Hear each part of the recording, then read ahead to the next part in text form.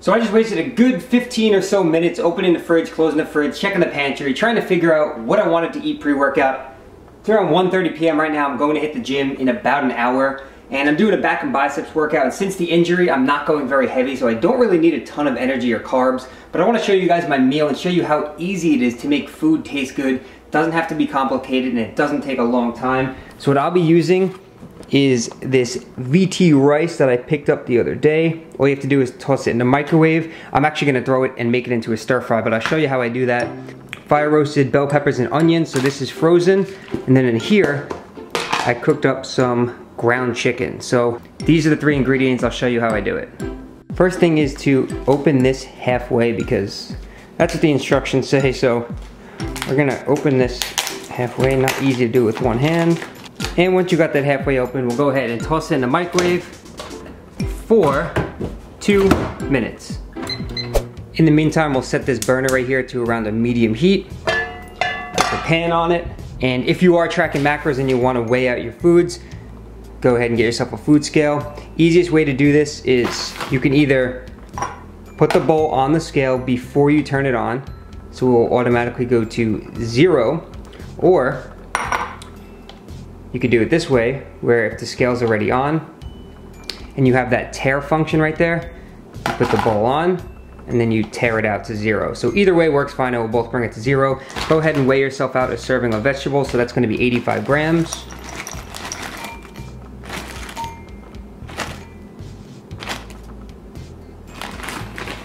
Or 86, either way it works. Take the vegetables, toss them in the pan, and let those heat up. So next up, while the vegetables are cooking, we'll weigh out our portions of food we want to eat. This is the ground chicken already cooked. So all we're doing is heating it up. This just came out of the microwave. This is cooked as well. So now we just got to weigh out the portion that we want. Put the bowl back on the scale. Go ahead and 0 it out. This container right here has 2 servings in it, and each serving is 140 grams. So I'm only going to use half of this container, which will be 140 grams. So we'll weigh that out.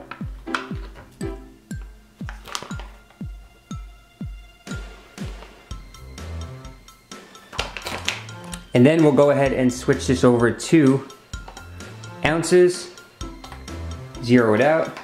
And I'm going to go with 3.5 ounces of this ground chicken.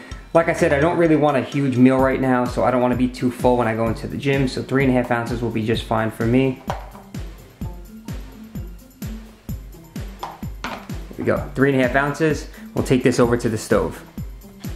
So these are good to go. We'll take our bowl of weighed out chicken and rice, add it in, and mix it around. So it looks good, smells good. Now all you want to do is season it somehow. So either add some spices and seasonings or a sauce of your choice. I'm actually not using sriracha today. I'm going to use this here, Bragg's Liquid Aminos. I bought this, I believe, at Target. You can get it anywhere, and it's really like a substitute for soy sauce, and it tastes really good. So all we're going to do is pop the top, go ahead and add some, and mix it up.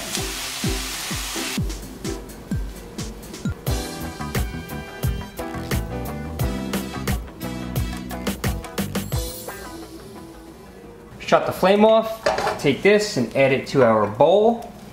And that's it, man. Chicken and vegetable rice stir fry in just a couple of minutes. So you have to admit, that looked pretty good. It was very simple and easy to make. And if you're sitting there saying, I'm not a chef, I suck at cooking, if you can't make this in a couple of minutes, well, I guess you suck at cooking, but I just showed you how easy it really was, and you can customize it to however you like it. If you want to add more calories, go ahead and cook it in olive oil. Crack an egg inside there while it's cooking. It adds a lot of flavor. Toss some avocado in there. Use different sauces. Use beef, use steak, use chicken, use turkey. It doesn't matter. Do it to however you like it, and I just showed you that you can make a meal just like that, a nice stir fry, in just a few minutes, and you can make your food taste good. You don't have to eat shitty food, even if you're not a good cook. So I'm about to eat this, then I'm gonna hit the gym, so I'll see you when I get there.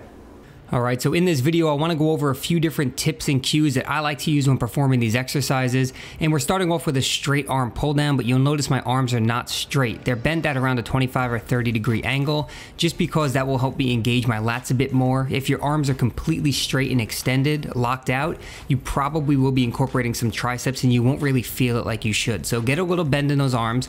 Go ahead and use a straight bar, a V bar, or a rope, whatever you're comfortable with. And think about this in 2 different motions motions but performed as one. So instead of thinking about pulling that cable right towards your hip, think about pulling down and then in. So notice that I'm pulling down and then arcing in, and it's going to be one motion, but in your head think of it as two, and you'll really feel your lats contract.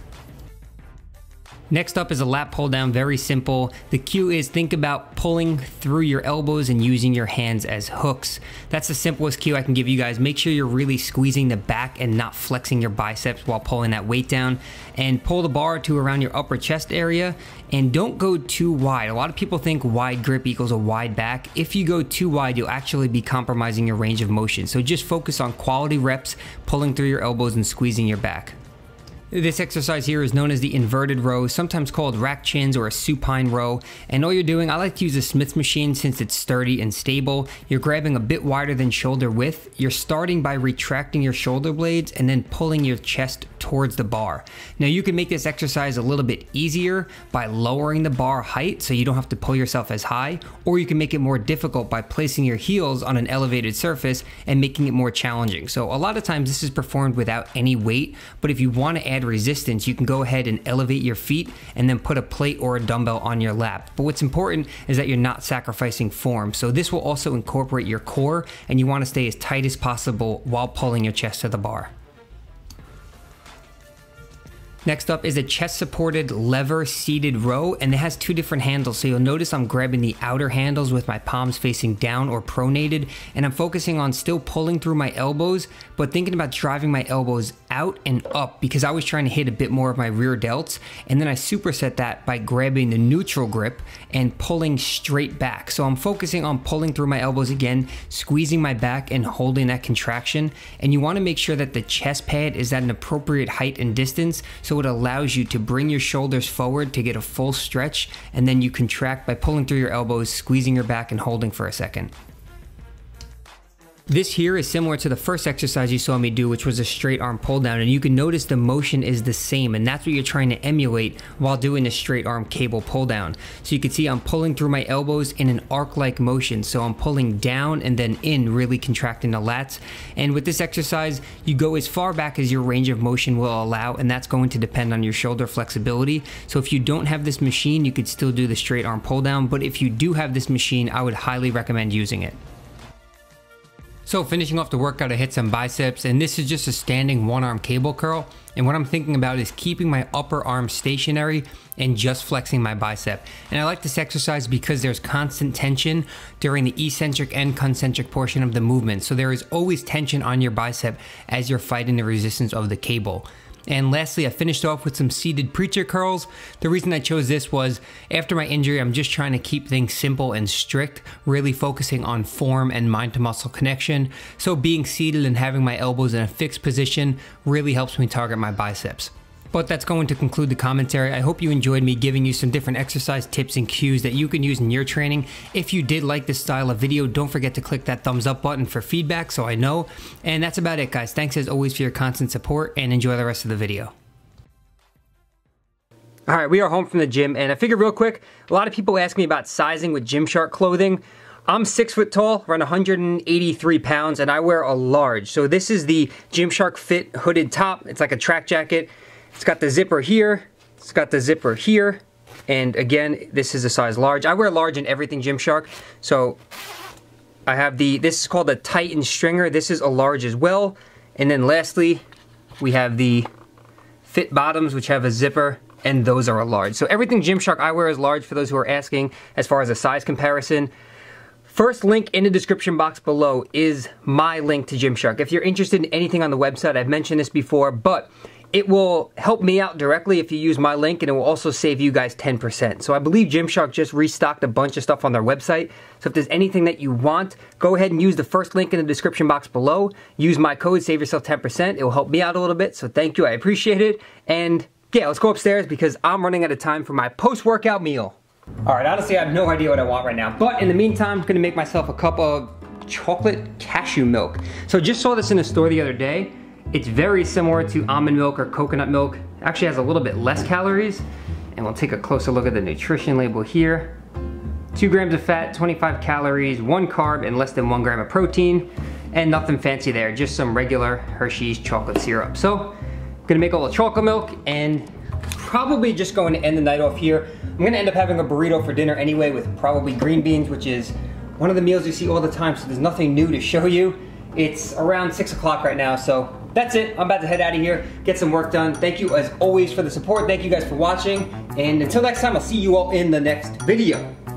Chocolate milk, chocolate milk, chocolate milk, chocolate milk. Yo, feels so good when I put it in my mouth.